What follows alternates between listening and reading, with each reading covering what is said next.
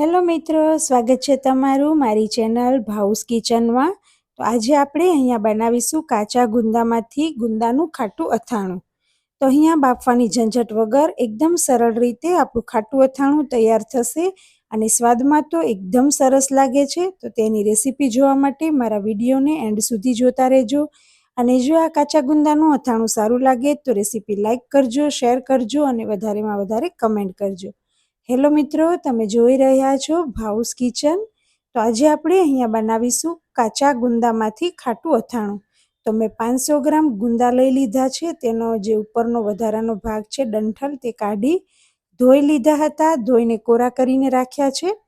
તો હવે આ ગુંદાને આપણે સાઈડમાં રાખી દઈશું અને પહેલાં તેના માટેનો મસાલો તૈયાર કરીશું।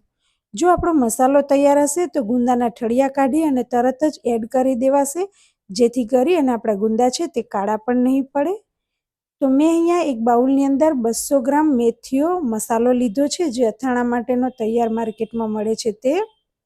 સાથે જ આપણે તેની અંદર 1.5 થી 2 ચમચી જેટલી વરિયાળી છે તેને આખી જ એડ કરી દઈશું। સાથે જ મેં અહીંયા 8 થી 10 મરી લઈ લીધા હતા, તો તેને આપણે અધકચરા વાટી અને તેને એડ કરી દઈશું। અને મેં અહીંયા અથાણામાં એડ કરવા માટે તેલ ગરમ કર્યું છે, તે તેલ ઠંડુ થાય એટલે આપણે તેને એડ કરીશું। તો અહીંયા આપણે જેટલું તેલ એડ કરવાનું હોય તેટલું પહેલાં ગરમ કરી લેવાનું અને પછી ઠંડુ કરી તેનો જ અથાણાની અંદર આપણે ઉપયોગ કરવાનો છે। તો અહીંયા આપણે થોડું બોરો પલળે તેટલું જ તેલ એડ કરીશું, વધારે તેલ એડ નથી કરવાનું। તો હવે અહીંયા તેલ અને મસાલો બંને ચમચી વડે સરસ રીતે મિક્સ કરી લઈએ।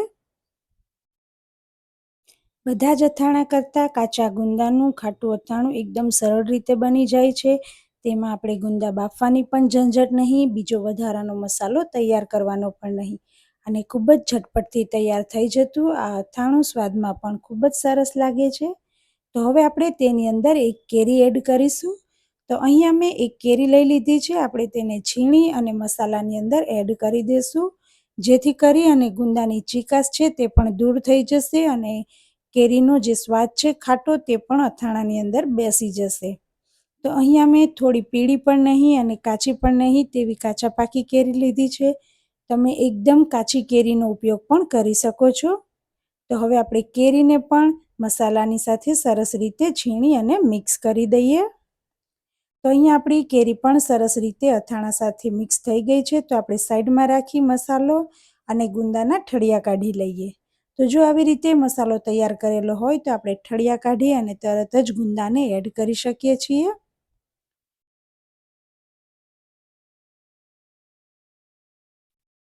તો અમારા ઘરે આ કાચા ગુંદાનું ખાટું અથાણું બધાને ખૂબ જ ભાવે છે અને મેં આ સિઝનની અંદર આ બીજી વખત બનાવ્યું છે।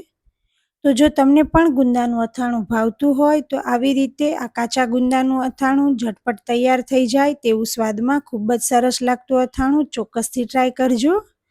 આની અંદર આપણે ગુંદા બાફવાના પણ નથી હોતા અને સાથે સાથે તેને ભરવાની પણ ઝંઝટ નહીં।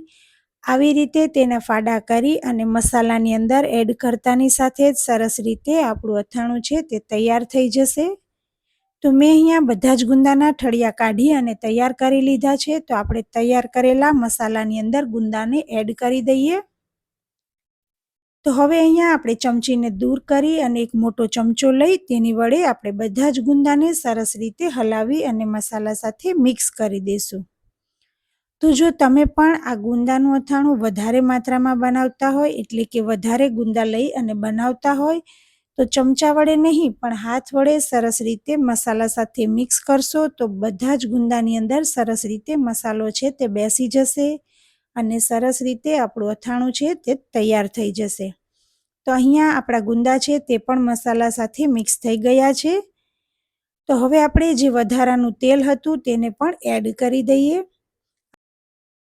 આ અથાણાની અંદર આપણે તેલ થોડું વધારે એડ કરીશું, એટલે કે ગુંદા ડૂબે તેટલું તેલ આની અંદર રાખવાનું છે, જેથી કરી અને અથાણાની અંદર ફૂગ પણ ના આવે અને આપણું અથાણું સરસ આખું વરસ લાલ ચટાકેદાર તેવું અને સ્વાદમાં પણ સરસ રહે। તો તમને મારી અહીંયા બતાવેલી કાચા ગુંદામાંથી તૈયાર કરેલી ખાટા અથાણાની રેસીપી કેવી લાગી તે મને ચોક્કસથી જણાવજો। જો આ અથાણાની રેસીપી સારી લાગી હોય તો તમે પણ એક વખત ઘરે જરૂરથી ટ્રાય કરજો અને મને જણાવજો કે તમને મારી આ રેસીપી કેવી લાગી. રેસીપી સારી લાગી હોય તો વિડીયોને લાઈક કરજો, શેર કરજો અને વધુમાં વધુ કમેન્ટ કરજો, જેથી કરી અને મને ખબર પડે કે તમને મારી રેસીપી કેવી લાગે છે. આ અથાણાને આપણે એરટાઇટ બરણીમાં ભરી અને આખા વર્ષ માટે સરસ રીતે ફ્રીજમાં સ્ટોર કરી દેશું. તો જો તમે મારા વિડીયો રેગ્યુલર જોતા હોય અને હજુ સુધી ચેનલમાં સબસ્ક્રાઈબ ના કર્યું હોય તો જરૂરથી કરી દેજો, જેથી કરી અને નવી નવી રેસીપીની નોટિફિકેશન મળતી રહે અને નવા નવા વિડીયો તમે